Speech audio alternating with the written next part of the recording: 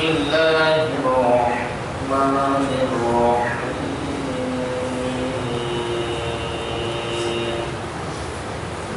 واتل عليهم نبأ إبراهيم إذ قال لأبيه وقومه ما تعبدون قالوا نعبد أصناما فنظل لها عاكفين قال هل يسمعونكم إذ تدعون أو ينفعونكم أو يضرون قالوا بل وجدنا آباءنا كذلك يفعلون قال أفرأيتم ما كنتم تعبدون أنتم وآباؤكم الأقدمون فإنهم عدو لي إلا رب العالمين الذي خلقني فهو يهدين والذي هو يطعمني ويسقين وإذا مرضت فهو يشفين والذي يميتني ثم يحيين والذي أطمع أن يغفر لي خطيئتي يوم الدين رب هب لي حكما وألحقني بالصالحين صدق الله العظيم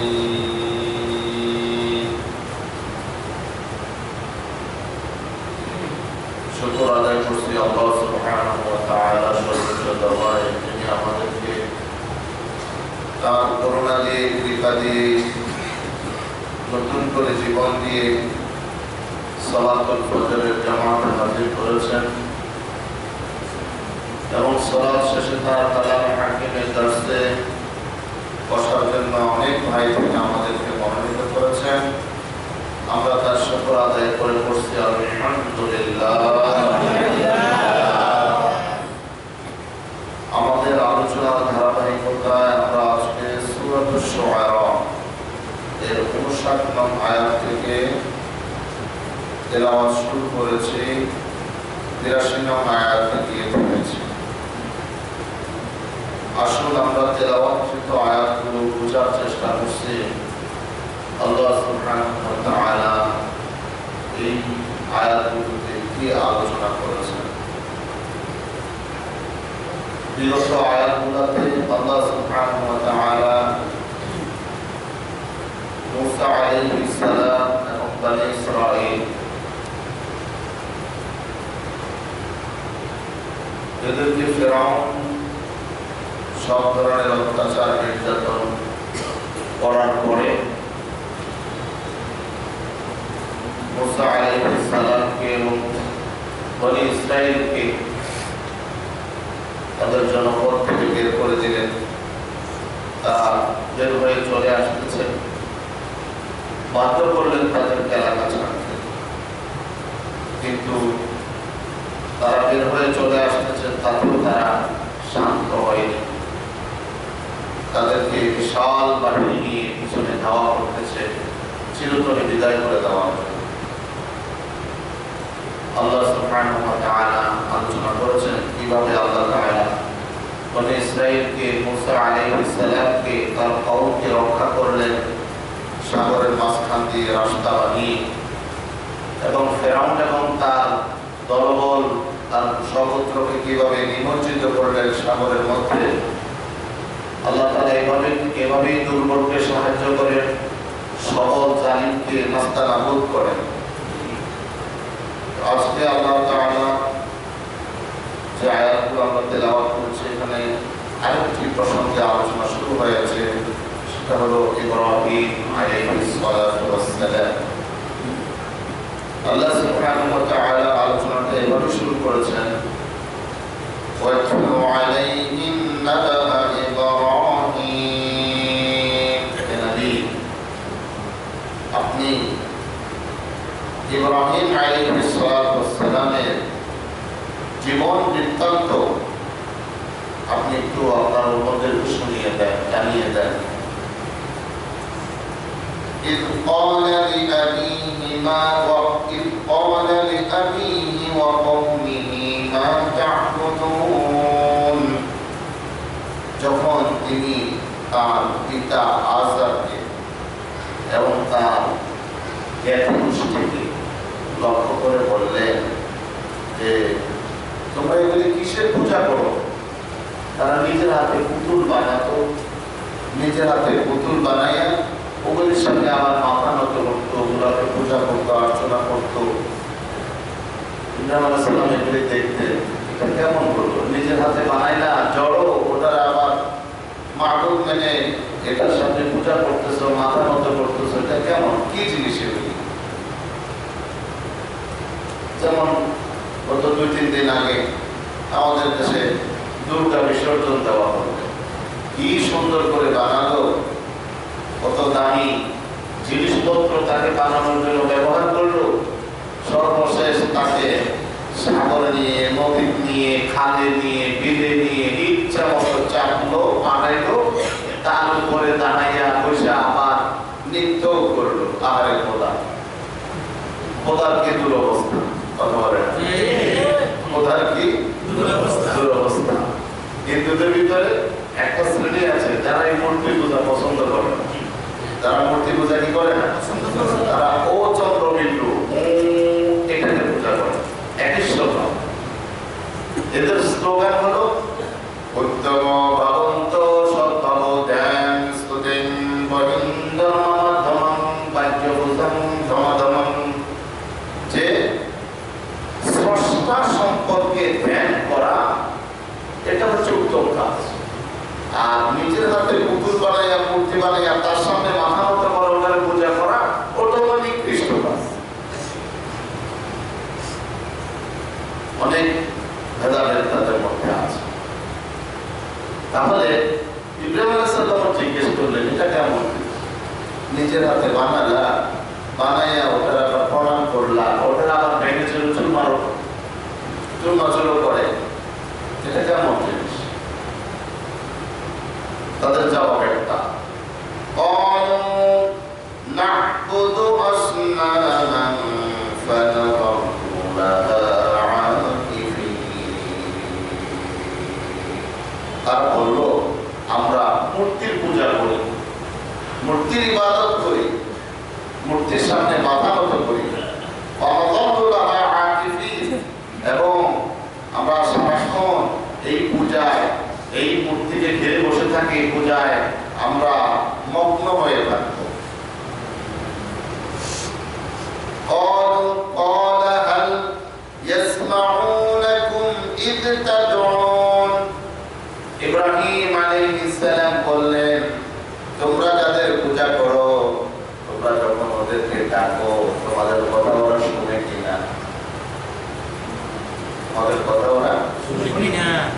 আও ইয়ানফাউনাকুম আও ইয়াদুরুন। এই মূর্তিগুলো তোমাদের কোনো উপকার করতে পারে কিনা অথবা কোনো ক্ষতি করতে পারে কিনা? তাদেরকে জিজ্ঞেস করবে। قالوا بل وجدنا آباءنا كذلك يفعلون। এদের যুক্তি একটা, কয়টা? আরে কত সব বন্ধ, আমি তাকাই কিন্তু আমার দিকে তাকায় না একবার। কি রাগ! তাদের যুক্তি একটা কি? তারা বলল, বরং আমরা আমাদের বাপদাদা চৌদ্দ গোষ্ঠীকে এভাবে পেয়েছি, তাই আমরা এমন করি। এটা হলো তাদের যুক্তি, এটা হলো তাদের যুক্তি। কোরআনুল কারীম আরেক জায়গায় বলেছেন, ওয়াতারাহুম ইয়ানজুরুনা ইলাইকা ওয়া হুম লা ইউবসিরুন। তুমি দেখবে মূর্তিগুলোর সামনে গেলে যখন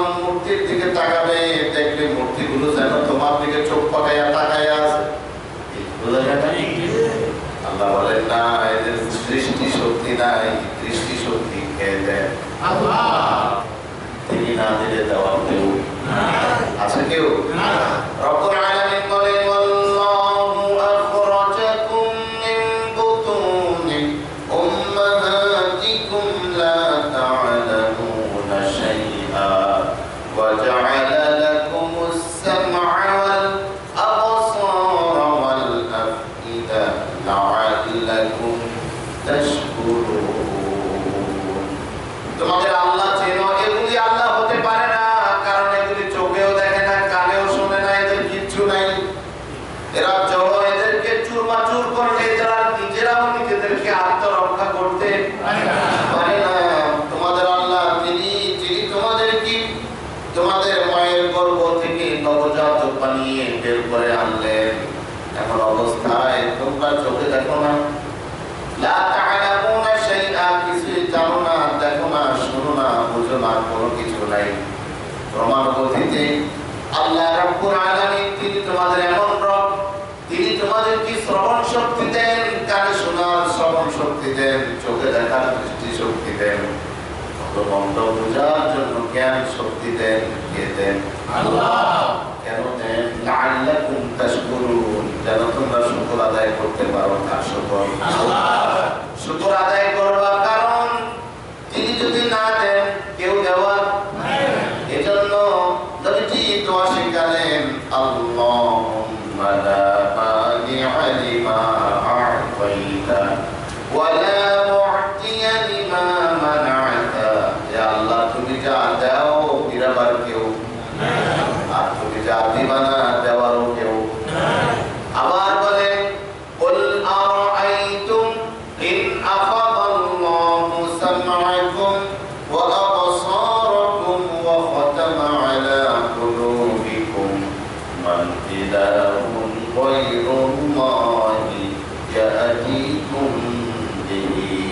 হে নবী, আপনি বলে দেন তাদেরকে, তোমরা কি কোনদিন চিন্তা করে দেখেছো, ভেবে দেখেছো, আল্লাহ যদি তোমাদের শ্রবণ শক্তি ছিনিয়ে নেন, তোমাদের দৃষ্টি শক্তি ছিনিয়ে নেন, তোমাদের জ্ঞান বুদ্ধি লোপ করে নেন, তোমাদেরকে পাগল বানিয়ে দেন, তোমাদের ব্রেন বিকৃত করে দেন, কে আছে আল্লাহ ছাড়া তোমাদের জ্ঞান ফিরে দেওয়ার? কে আছে তোমাদের দৃষ্টি শক্তি ফিরিয়ে দেওয়ার? কেউ আছে? আর তো কে আছে তোমাদের শ্রবণ শক্তি ফিরিয়ে দেওয়ার? আল্লাহ ছাড়া আছে কেউ নাই। যদি দিতে পারেন তাহলে একমাত্র তিনি দিতে পারেন, আর কেউ দিতে পারে না। তো তাদের জবাব হলো, আমরা আমাদের বাপ-দাদার চরিত্র গোষ্ঠীকে এভাবে পেয়েছি, তাই আমরা ইব্রাহিম আলাইহিস সালাম জিজ্ঞেস করলেন, قال أفرأيتم ما كنتم تعبدون أنتم وآباؤكم الأقدمون। তিনি বললেন, আচ্ছা, তোমরা তো বললাম যে তোমাদের বাপ-দাদাদেরকে পেয়েছো তাই করো, তো যা পূজা তোমরা করছো তার সম্পর্কে কি একটু ভেবে দেখেছো যে তোমরা কিসের ইবাদত করতেছো? তোমরা, তোমার বাপ-দাদার পূর্বপুরুষেরা এগুলা কিসের ইবাদত করছো? কোনোদিন কি একটু চিন্তা করছো এগুলা কি? এগুলো তোমাদের কি উপকার করবে? তাকে যদি তোমরা ভেঙে চুরমাচুর করো, সে তোমাদের কি নিজেদেরকে তোমার থেকে রক্ষা করতে পারবে? ভেবে দেখেছো কি? فإنهم عدو لي إلا رب العالمين।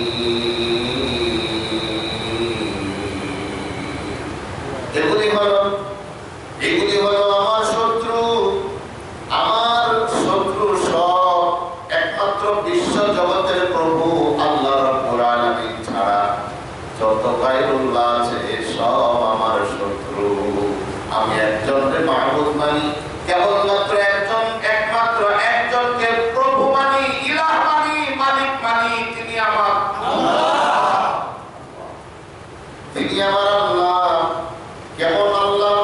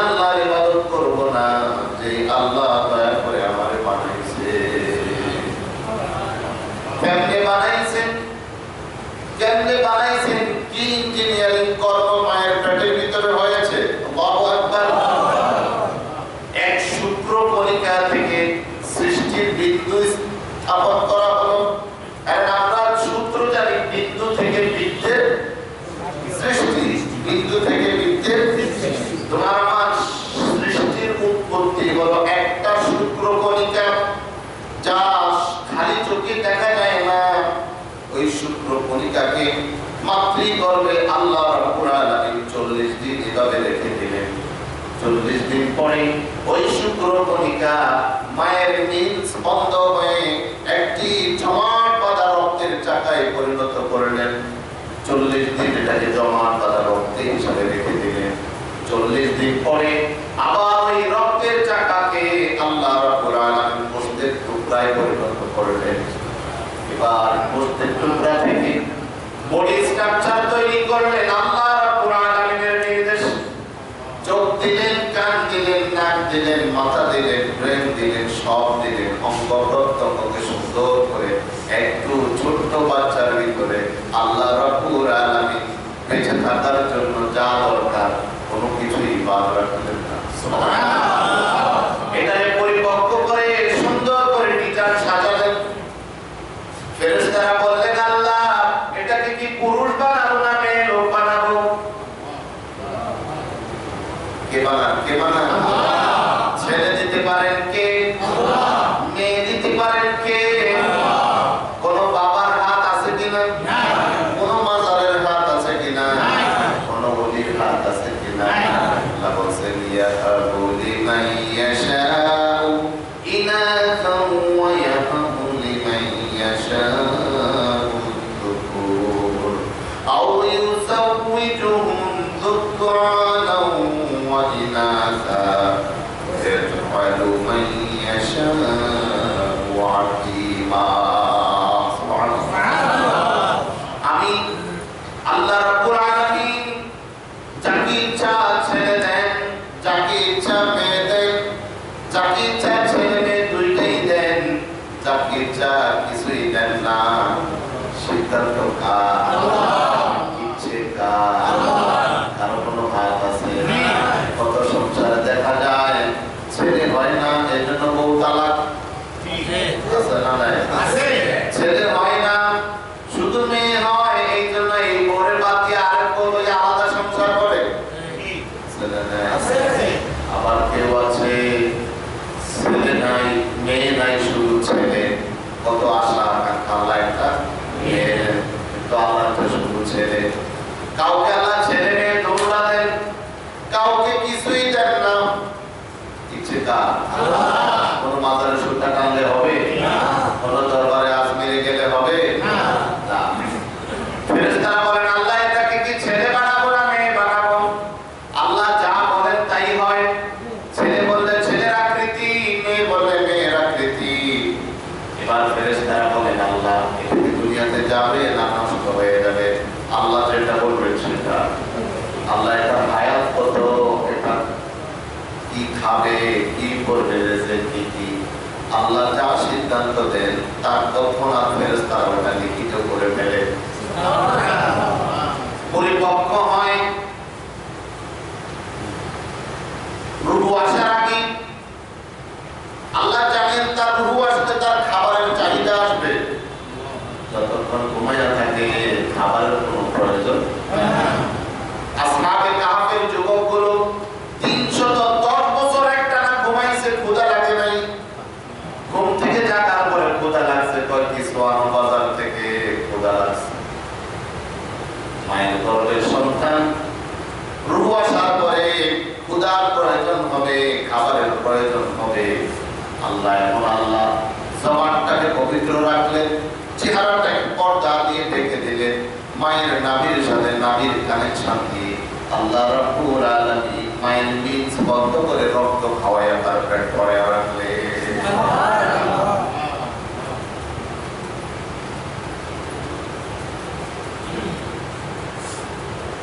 আল্লাহ বলেন, আল্লাযী খলাকানি ফাহুয়া ইয়াহদিন।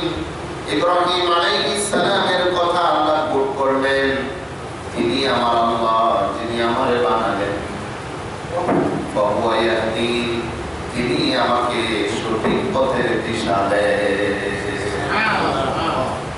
ওয়াল্লাযী হুয়া ইউতঈমুনি ওয়া ইয়াসকিন, যিনি আমারে খাওয়ান, যিনি আমারে পান করান, তিনি আমার আল্লাহ।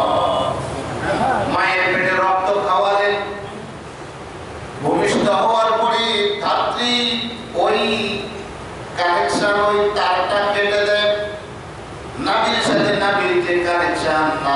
কেটে দেয়, বাচ্চাটা কাঁদে, বুঝায় খাবো কি, খাবারের কি আছে, আল্লাহ যেন সান্ত্বনা দিয়ে দেন। এই ছোট বাচ্চার ভিতরে বুদ্ধি দিয়ে দেন, কাঁদিস না রে, আমি তোর এমন আল্লাহ, দুনিয়াতে আসার আগেই তোর মায়ের বুকের ভিতরে তোর খাবার আমি কুসুম কুসুম গরম করে রেখে দিয়েছি। বাচ্চারে জ্ঞান দিয়ে দিলেন, তোমাকে দুধের বটাটা মুখে দিতে হবে, মুখে দিয়ে একটু টানতে হবে, টানার জ্ঞান কে দিলেন? একটি গরুর বাছুরের দিকে তাকান, যখন সে মাতৃগর্ভ থেকে ভূমিষ্ঠ হলো, গাভী বাছুরটাকে জিহ্বা দিয়ে ছেটে ছেটে পরিষ্কার করে শুকায় নিলেন। বাছুরটা আস্তে আস্তে করে দাঁড়ানোর চেষ্টা করলো, একবারে পারে নাই, এক চান্সে পারে নাই, বারবার চেষ্টা করে যখন দাঁড়ালো, দিলেন জ্ঞান কোন দিকে যায় না, বাছুরটা সোজা মায়ের দুধের পাটের দিকে চলে যায়। والذي هو يطعمني ويسقين, ওই তিনি আমার আল্লাহ, যিনি আমারে খাওয়ান, যিনি আমারে পান করান। এখন দেখেন এই মায়ের বুকের সাদা দুধ, বয়স যত কম দুধ যত পাতলা, বুঝলেন? বাচ্চার বয়স কম, দুধ কি যত বড় হয় আস্তে আস্তে দুধগুলো গাঢ় হয়। কি করে বাচ্চা শীতকালে মায়ের দুধের দুধগুলো কুসুম কুসুম গরম, গরমকালে হালকা হালকা শীতল। কি করে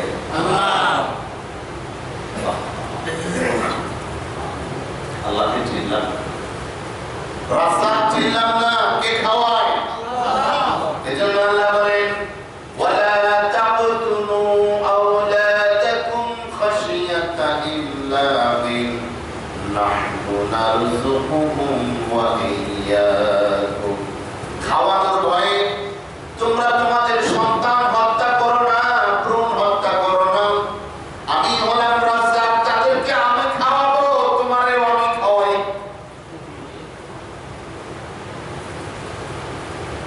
বয়স যখন 9-10 মাস হলো, এখন শুধু দুধ দিয়া হয় না, একটু বাড়তি খাবারের প্রয়োজন, একটা ভাত খেতে হবে, একটু ডিম খেতে হবে। আল্লাহ কেমন করে খাওয়ান? তোমার মুখে ছোট ছোট ছোট ছোট দাঁতের ব্যবস্থা করে দিলে, ওই দাঁত দিয়া নরম নরম খাবারগুলো তুমি চিবাইয়া চিবাইয়া দিকে খেতে পারো। বয়স 7-8 বছর হয়ে গেল, এখন তুমি আরো শক্ত খাবার হাঁটি দেখতে কামড় দিতে চাও, কিন্তু ছোট দাঁত দিয়ে হবে না। তোমার আল্লাহ এমন ছোট ছোট দাঁতগুলো ফেলে দিয়ে মজবুত বড় বড় দাঁতের ব্যবস্থা করে দেন, চা ইচ্ছা তাই খাইতে পারো।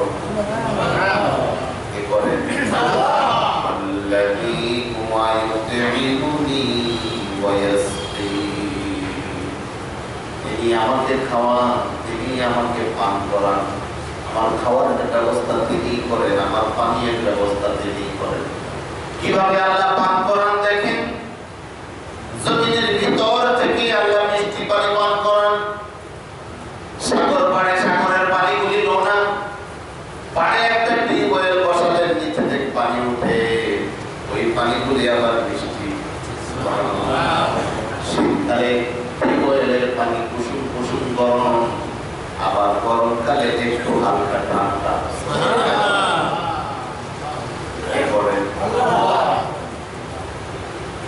গোলামরে কেমনে পানি পান করাই? আফারাআইতুম মা তাশরাবুন, এই পানি পান করো, এটা দিকে কি একটু চিন্তা করে দেখেছো? এই পানি আসমান থেকে আমি আল্লাহ নাযিল করি না, তোমরা নাযিল করো। অনাবৃষ্টিতে পানির লেয়ার নিচে চলে যায়, আবার বৃষ্টি হলে পানির লেয়ার উপরে ওঠে। সুবহানাল্লাহ, সুবহানাল্লাহ। বৈশাখ মাসে দেখবেন অনেক টিউবওয়েলে পানি ওঠে না, কথা বলেন। আমি এমন আল্লাহ জমিনের পানিগুলো বাষ্প করে উপরে উঠাই, মেঘমালায় রূপান্তর করি, ওই মেঘমালাকে বাতাস দিয়ে যেখানে পানির প্রয়োজন সেখানে নিয়ে যাই, সেখান থেকে আমি আল্লাহ প্রয়োজন মতো মেঘমালা থেকে ফোঁটা ফোঁটা করে বৃষ্টি বর্ষণ করি। একসাথে চাকা চাকা হলে বসবাসের ক্ষতি হবে, ফসল নষ্ট হয়ে যাবে। আমি ছোট ছোট ফোঁটা ফোঁটা করে মানব সমাজের জন্য কল্যাণকামী বৃষ্টি নাজিল করি।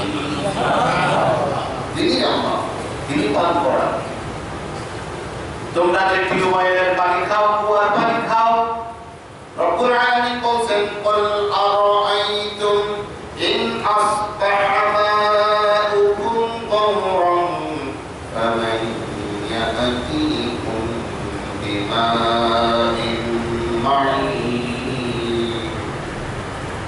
হে নবী, বলেন আপনি, তোমরা কি চিন্তা করে দেখেছো কি পানির লেয়ার যদি আমি একেবারে নিচে নিয়ে যাই, তাহলে আল্লাহ ছাড়া তোমাদের কে আছে যিনি তোমাদেরকে মিষ্টি পানির ব্যবস্থা করে দেবেন? আছে কেউ? আছে কেউ? তাহলে খাওয়ার কে? পান করার কে?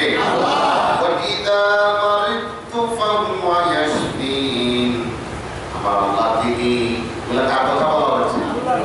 ইব্রাহিম আলাইহিস সালাম জাতিকে লক্ষ্য করে বলতেছেন, তোমাদের এগুলা তো কিছুই করতে পারে না, নড়াচড়াও করতে পারে না, উপকারও করতে পারে না, ক্ষতিও করতে পারে না, এগুলা ঘুমায়ও না, জাগনাও নাই। কথা বলেন কারণ এগুলি হলো জড়। আমার আল্লাহ তিনি, যিনি আমি অসুস্থ হলে আমার সুস্থতা দান করে, রোগ মুক্তি কে দেন? ইয়ামসাসকাল্লাহু বিদুররিন ফালা কাশিফা লাহু ইল্লা হু। কোন কল্যাণ যদি আসে, রোগ ব্যাধি যদি আসে, ওই রোগ ব্যাধি দূর করার আল্লাহ ছাড়া কেউ নাই।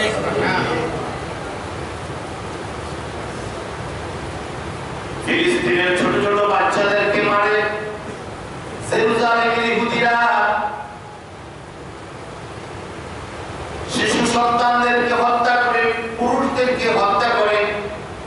একটা সন্তান বলে বাবা মারলো, মা মারলো, সব শেষ করে দিল। শিশু বাচ্চাটা বললো, আমি আমার আল্লাহর কাছে বলে দেব, আল্লাহ যেন তোমাদেরকে লকডাউন করে দেয়। আমি আমার আল্লাহর কাছে বলে দেব, আল্লাহ গোটা পৃথিবীকে লকডাউন করে দিলে। এমন এক অদৃশ্য রোগ আল্লাহ দিলে গোটা পৃথিবী ঘরে ঢুকে গেল,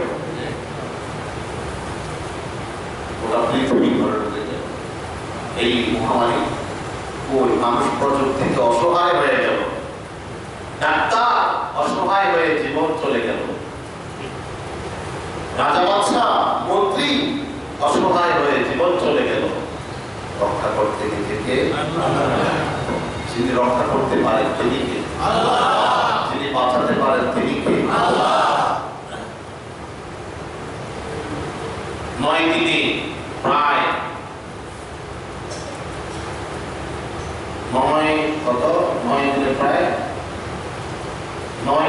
900 কোটি কত টাকা খরচ করেছে যমুনা ফিউচার পার্কের মালিক? হ্যাঁ, 88 কোটি টাকা খরচ করেছে, 90 কোটি টাকা খরচ করেছে। স্ত্রী দেখতে আসলো না, সন্তান দেখতে আসলো না। ডাক্তারদেরকে বলেছে আমার বিশ্বাসটা স্বাভাবিক করে দাও, যা চাও তা দেব, ফিউচার পার্ক লিখে দিব তোমাদের নামে। সেই রিজার্ভ ডাক্তার এসে এনেছে ঠিক, কিন্তু পারবে? কথা বলেন, পারবে? হায়াত দেওয়ার মালিক কে? সুস্থতা দান করার মালিক কে? চাইতে হবে তার কাছে। আল্লাহ কি বলবে? আল্লাহ কি বলতে হবে?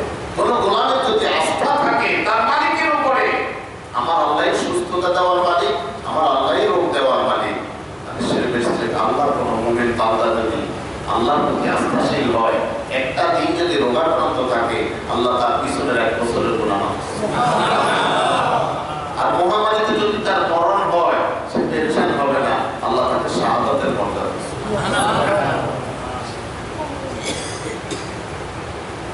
ইব্রাহিম আলাইহিস সালাম বলেন, ওয়াল্লাযী ইউতঈমুনি ওয়া ইয়াসকিন, আমি ওই আল্লাহকে মানি যে আল্লাহ আমাকে খাওয়ান, যে আল্লাহ আমাকে পান করান। ওয়াইদা মারিদতু ফাহুয়া ইয়াশফিন, আমি যখন অসুস্থ হয়ে যাই তিনি আমাকে সুস্থতা দান করেন, রোগ মুক্তি দেন। ওয়াল্লাযী ইউমীতুনি সুম্মা ইউহয়ীন, তিনি আমার আল্লাহ, তিনি আমার আল্লাহ, তিনি আমাকে মৃত্যু দেন, মৃত্যুর পরে আবার জীবিত করবেন, মৃত্যুর পরে আবার জীবিত করবেন। পূজারীরা এটা মানে না মৃত্যুর পরে পুনরায় জীবিত হওয়া, কিন্তু নবী বলে দিলেন আমার আল্লাহ তিনি আমাকে মৃত্যু দেন, মৃত্যুর পরে আবার জীবিত করে হাসরের ময়দানে মিনহা খালাকনাকুম ওয়া ফীহা নুঈদুকুম ওয়া মিনহা নুখরিজুকুম তারাতান উখরা, মাটি থেকে আমি তোমাদেরকে বানালাম, আবার মাটি থেকে তুলে নিয়ে আসলাম, আবার এই মাটি থেকে হাসরের ময়দানে আমি তোমাদেরকে উঠাবো।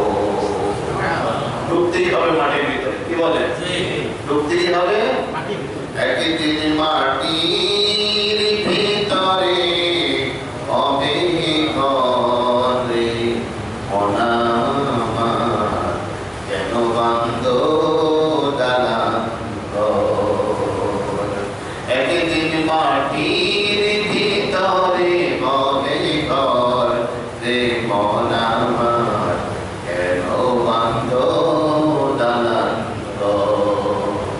প্রাণ পাখি উড়ে যাবে পিঞ্জর ছেড়ে,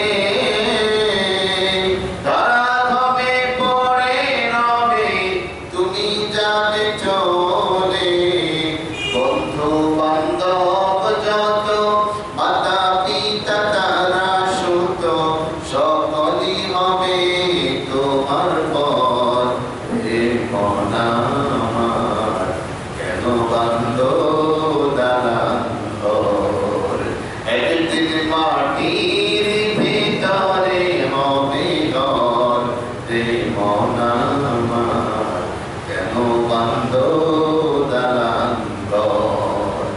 মজার ব্যাপার হলো যে বয়াতিরা এগুলি গায়ে নামাজই পড়ে না, কথা বলেন সেগুলো এত বড় বড় নাসায়া নাসায়া গায়, কিন্তু নামাজের খবর নাই। বুঝে মাটিতে যেতে হবে, কিন্তু পুঁজি ছাড়া মাটির ঘরে গেলে বিপদ আছে না? না, রিমান্ড আছে, রিমান্ড অনেক ভাবে ঢুকে গেছে। তো ইব্রাহিম আলাইহিস সালাম আরো বললেন ওয়াল্লাযী আতমাউ আন ইয়াগফিরা লি খাতিআতি ইয়াউমাদ্দিন, আমি যে পুনরুত্থিত হব, আবার নতুন করে আল্লাহ আমাকে হায়াত দিয়ে কিয়ামতের দিন উঠাবে, সেদিন আমি আশা করি রব্বুল আলামিন ওই মুসিবতের দিনে আমার সব ত্রুটি বিচ্যুতিগুলি গুনাহগুলি মাফ করে দিয়েছেন। ইমানদারের বক্তব্য, এগুলি কার বক্তব্য?